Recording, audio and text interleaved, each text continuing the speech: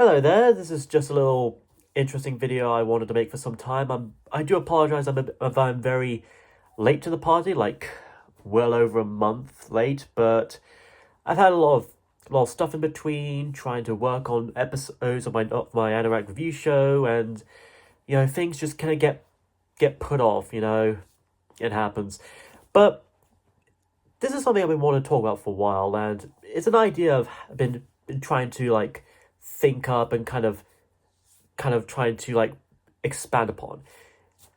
About over a month ago, I'm sure some of you have heard of or at least vaguely remember the Craven the Hunter film, the supposed final installment of Sony's Spider-Man universe, their own Marvel Cinematic Universe without Spider-Man. Though some sources said it won't be the last, and all that. It's just kind of contradicting. It's all up in the air, really. It's like it's like Universal's Dark Universe, sort of.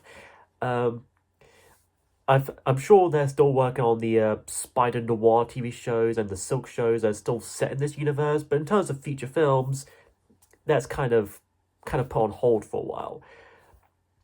So it kind of got me thinking, what could have been done from the start to actually make this work, to make it more profitable, to make it more appealing to both newcomers and old school fans of the classic Marvel characters, particularly Spider Man and his associated supporting characters and antagonists and rogues and all that. And I think that was part of the problem, and it was kind of obvious for a while. They kind of went aside from focusing on Venom, which is kind of given. He's often seen as both an antagonist to Spider-Man, if not one of his most well-known arch nemesis, but also something of an anti-hero in and of himself. They went from that to very much lesser known characters in Spider-Man's history. With Venom, he's very much like an A-lister, a B-lister, or C-lister supervillain, I guess. I know I'm not very up to speed with what makes B list or C list or D list different, but they definitely went with the lower list characters like Morbius and Madam Web and Craven the Hunter. And funny enough, when Amazing Spider-Man 2 came about, they had that the reason they had it as is that it was trying to launch a new Sony universe and kind of build up the Sinister Six. Like Doctor Octopus, Sandman, Electro, uh, uh, uh, uh, Mysterio, Vulture, and of course Craven the Hunter. And of course, that never went through because the film didn't do so well, and Sony decided to just make a deal with Marvel Studios, and that's how we got Spider-Man the MCU and some of the films we got today. So, so I think my idea is this.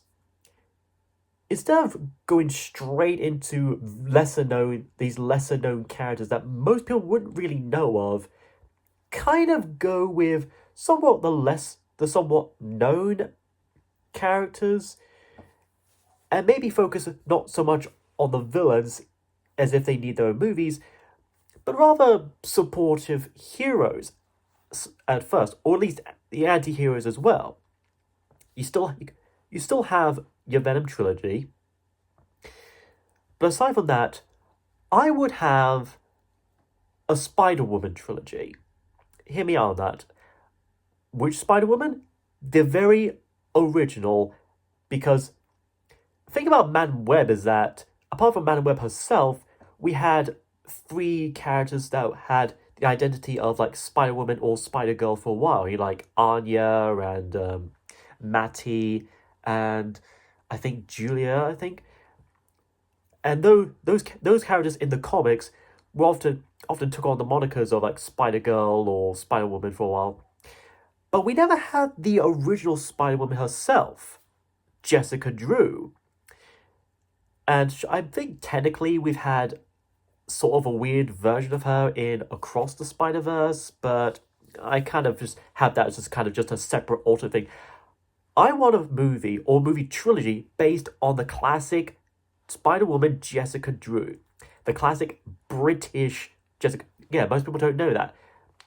Jessica Drew and Eric Brooks, aka Blade, happen to be British characters, which I kind of like. And even Psylocke from the X-Men is technically a Brit as well, the sister of Captain Britain, which, yeah, I probably brought up long ago in my like top list of like favorite Marvel characters. That was like, it felt like that was probably a few years ago. It felt like a long time ago, but yeah, I would have a Spider-Woman trilogy about Jessica Drew alongside the Venom films, and maybe a Scarlet Spider film, maybe with like Kane or Ben Riley. You know, have it like he's like a spider character himself. Maybe he is a clone or not. If there's a Peter Parker exists, I don't know. But if you want to have your anti-heroes and your villains have their own movies, start with the well-known ones. Have like a Doc Ock film where you set him up and he's at some point he's trying to get used to his new robotic arms and all that. Have a Green Goblin film with Norman Osborn and Harry Osborn. Maybe have Harry Osborn as like the Hobgoblin or something. You know, kind of have him at least have him be like in the shadows of his father, who is a villain. Have him be like a father-son confrontation thing. You like Norman as the Green Goblin, Harry as the Hobgoblin, and they kind of have it like that. So just trying to launch, kind of like spark some ideas here. And another anti-hero you could technically do a film about, and I think they were planning out for a while, do one about Black Cat, Felicia Hardy. And I think they kind of were trying to do a film about her and another Spider-Man character, Silver Sable, as Silver and Black, but that thing has been like some sort of development hell for a while. Like, one point they would have a film together, or sometimes they'll have their own separate films, or maybe like a TV show or something. I don't know. Something as simple as a Black Cat film seems like the hardest thing to do.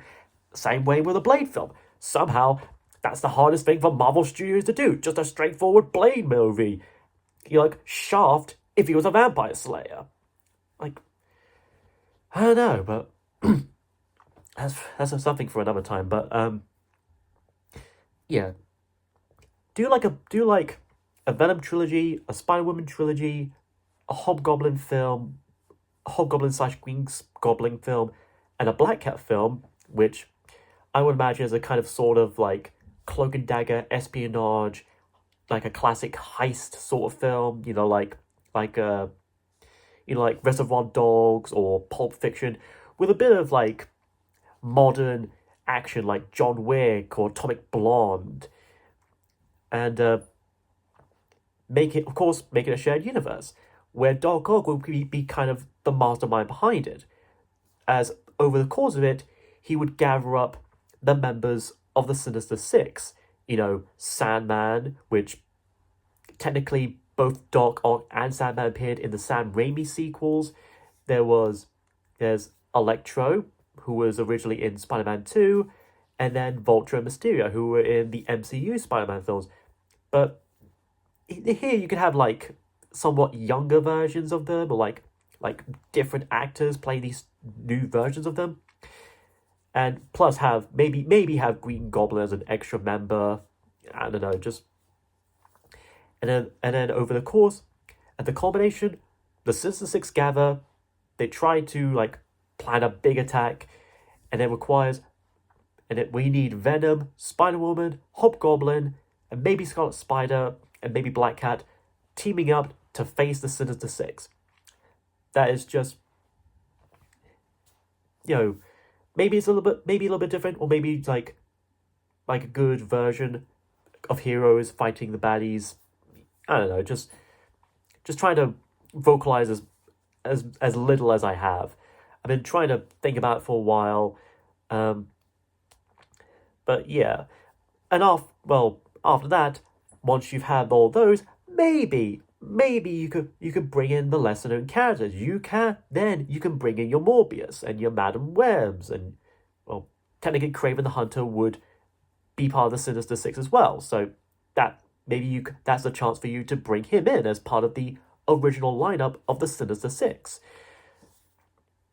So yeah, and maybe you could have it be like, after that you could have it like be part into the multiverse, like with the MCU, connected to that, and eventually you'd get to Secret Wars, where I imagine a lot of multiversal stuff will be happening, like with the Fantastic Four and Doctor Doom being played by Robert Downey Jr. Spoilers.